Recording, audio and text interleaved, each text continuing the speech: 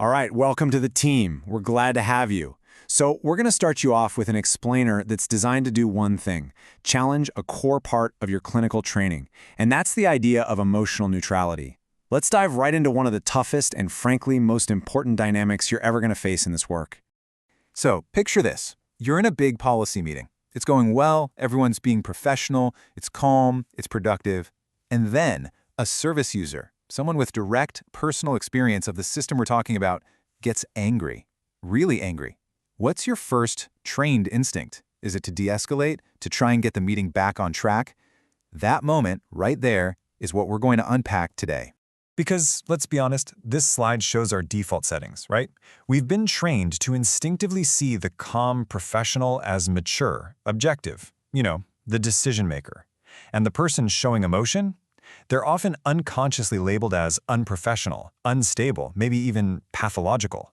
Their emotion isn't seen as part of the discussion. It becomes the problem we need to manage. Well, today, we're going to learn how to flip that script entirely. So first, let's just dismantle a foundational myth of our profession, this idea of neutrality. That ability that we prize to stay calm and collected, it isn't always a professional skill or a sign of maturity. More often than not, it's actually a form of privilege. And what we mean by privilege, in this specific context, is the luxury of distance. It's the simple ability to debate a policy intellectually because it doesn't carry the weight of your personal history, your trauma, or your entire future. When you don't have that kind of skin in the game, of course it's easy to stay neutral. And here is the disconnect in that room. For us, as professionals, involuntary commitment might be an abstract concept, a policy to be debated. But for the person with lived experience, hearing those words can trigger visceral, terrifying memories of being in a police car, in handcuffs, of losing all their dignity.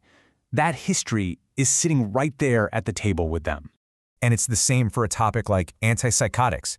For some in the room, it's a clinical tool, but for others, it's the memory of years lost, a feeling like a zombie, too exhausted and mentally flat to even function. So their emotional response isn't some distraction, it's a direct reflection of that reality. Okay, this is it. This is the single most important mindset shift you need to make. When someone gets upset, our first instinct is often to wonder, what's wrong with this person? We need to retrain ourselves to ask, what is this emotion telling me is wrong with this conversation? Their feelings, they're not a problem. They are essential data, signaling that we are missing something vital. So if we're not supposed to avoid the emotion, what do we actually do? Well, that brings us to a really practical framework of 4 key actions. We're going to shift from our default mode of avoidance to a conscious, deliberate practice of active engagement. This is the how-to.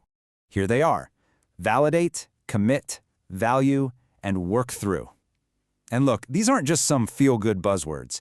These are rigorous, professional skills that are absolutely required for any kind of meaningful collaboration. So let's break down what each one actually looks like in practice. First up, validate. Now, this is so much more than just saying, "I hear you." It means genuinely acknowledging that their feelings are justified and, let's be real, to be expected, given the history and the stakes. Real, true validation sounds something like this. It communicates, of course you feel this way. Given what you've been through or what your community has endured, anger is a completely rational and expected response. See how that normalizes the emotion instead of treating it like a pathology?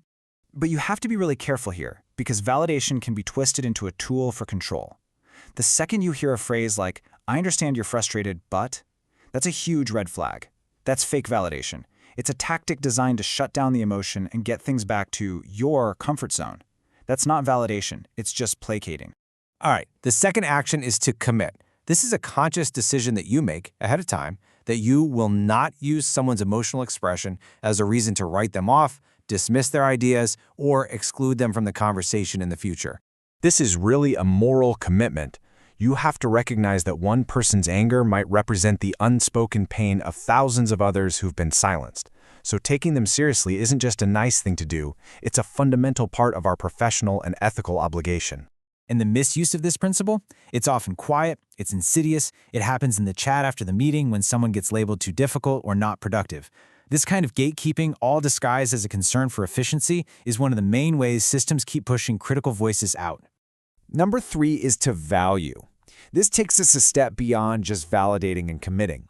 It means you actively start to see strong emotion as an asset, as a source of profound insight that the so-called calm people in the room simply cannot provide. Now, this is a real challenge to our training. It's asking you to look at the most upset, most triggered person in the room and see them not as a problem to be solved, but as potentially the most critical expert you have. Their trigger is actually a signal of their expertise. Misusing this step often looks like tokenism. You'll hear these condescending phrases like, "Thank you for sharing your passion." What that does is frame their input as just an emotional outburst, not as hard data from a subject matter expert. It's a way of patting them on the head before turning back to the real experts. And finally, we have what is probably the hardest part: work through. This means you don't sidestep the conflict. You don't try to smooth things over and make everyone comfortable. You actively lean into the discomfort and the messiness, because that is where the real work gets done. And notice what this says. This work isn't just about managing their emotions, it's about being prepared to manage your own. You have to be ready to feel defensive or uncomfortable or challenged. Real transformative growth happens in that zone of discomfort, for you and for the entire project.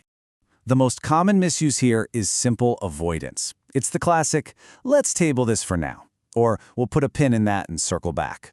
This is often an organizational defense mechanism to kill a difficult conversation by just postponing it forever. So what happens if we don't do this? What's the real cost of avoiding all this hard work? Well, the stakes are way higher than just a failed meeting. This is about our professional integrity and our moral duty to the very communities we claim to serve. We have to ask ourselves, what is the real damage we do when we ignore all this and just fall back on our old-school, emotion-averse idea of professionalism? What is the cost of prioritizing our own comfort over genuine, authentic engagement? Here's the answer. The biggest failure isn't that one meeting goes off the rails. The biggest failure is that by constantly avoiding these raw, emotional, difficult conversations, we guarantee that the deep, transformative work needed to actually fix our broken systems can never even begin. And let's be perfectly clear about this. Failing to learn and use these actions isn't just a personal misstep, it's an organizational risk. It proves that the whole initiative to include lived experience is just for show. It sends the message that you only want people's stories when they're polite, sanitized, and don't challenge the way things are. And that undermines the credibility of everything we're trying to do. So to make this real, here are 3 things I want you to try this week. First, after your next tense interaction, take 5 minutes and journal about your own emotional response. Why did you feel defensive or uncomfortable? Second, in a team meeting, be the one to ask, whose perspective are we missing here? And third, in your next meeting, just practice listening only for the feeling behind what someone is saying, without thinking about how you're going to reply. This entire explainer is based on the groundbreaking work of Drs. Nev Jones and Emily Cutler in their article from Mad in America. We can't recommend it enough, and you should absolutely read it in full. Welcome again to the team. The real work starts now.